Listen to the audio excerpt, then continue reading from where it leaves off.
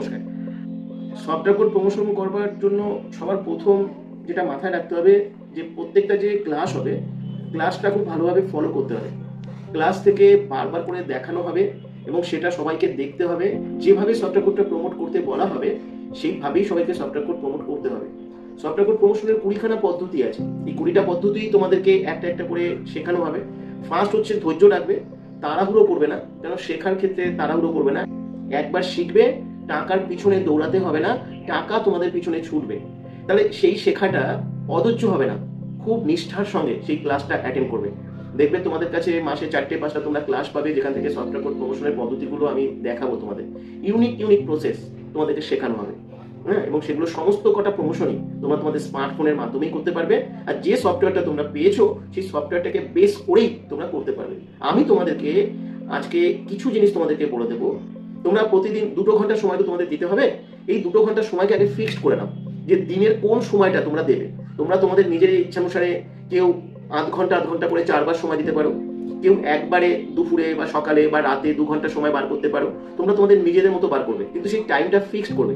কোনোভাবেই যে কাজই করো না কেন, যতই তোমরা ব্যস্ত থাকো না কেন, সফটওয়্যার কোড প্রমোশনের জন্য 2 ঘন্টা সময় তোমাকে কিন্তু বার করতে হবে। এখানে কিন্তু কেউ তোমাকে বলবে না, কেউ তোমাকে মনে করিয়ে দেবে না, কেউ তোমাকে ফোন করবে না। এটা কিন্তু সম্পূর্ণ একটা সাইলেন্ট ডিজিটাল প্রসেস। তুমি তোমার কেরিয়ারের জন্য, তুমি তোমার সাকসেসের জন্য, তোমার ফিউচারের জন্য তোমাকে এই কাজটা করতে হবে।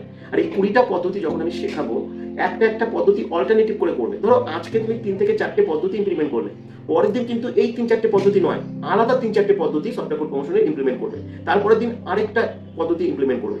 এইভাবে অল্টারনেটিভ ওয়েতে প্রতিদিন 3 থেকে 4টে পদ্ধতিকে বেছে নেবে এবং সেটাকে অল্টারনেটিভ করে করে তোমরা চেঞ্জ করে করে সেটা ইউজ করবে। এই সফটওয়্যার কোড প্রমোশন করতে গেলে ফেসবুক অ্যাকাউন্টের প্রয়োজন হতে পারে, ইউটিউব অ্যাকাউন্টের প্রয়োজন হতে পারে অ্যালগরিদম ট্র্যাক করবার জন্য, হ্যাঁ, বা হোয়াটসঅ্যাপ অ্যাকাউন্টের প্রয়োজন হতে পারে, টেলিগ্রাম অ্যাকাউন্টের প্রয়োজন হতে পারে। একটা বিষয় তোমাদের সময় কনফিউজ থাকে, তোমরা ভাবো যে এটা তোমাদের নিজস্ব টেলিগ্রাম অ্যাকাউন্ট হতে হবে, তোমাদের নিজস্ব ফেসবুক অ্যাকাউন্ট হতে হবে। এটা কিন্তু বাধ্যবাধকতা নেই, তোমরা যে কোনো অ্যাকাউন্ট ব্যবহার করতে পারো, বরং অ্যাকাউন্টগুলোকে অল্টারনেটিভ করে করলে আরো ভালো হতে পারে। আর নতুন যারা শুনছো, নতুন যারা ই কমার্স প্রজেকশনে অ্যাপ্লাই করতে চাইছো, আমি তাদের ক্ষেত্রে একটা কথা বলবো, তোমরা যদি ভালো কিছু শিখতে চাও, শিখে নিয়ে যদি জীবনে প্রতিষ্ঠিত হতে চাও, তাহলে তোমরা এখানে আসতে পারো।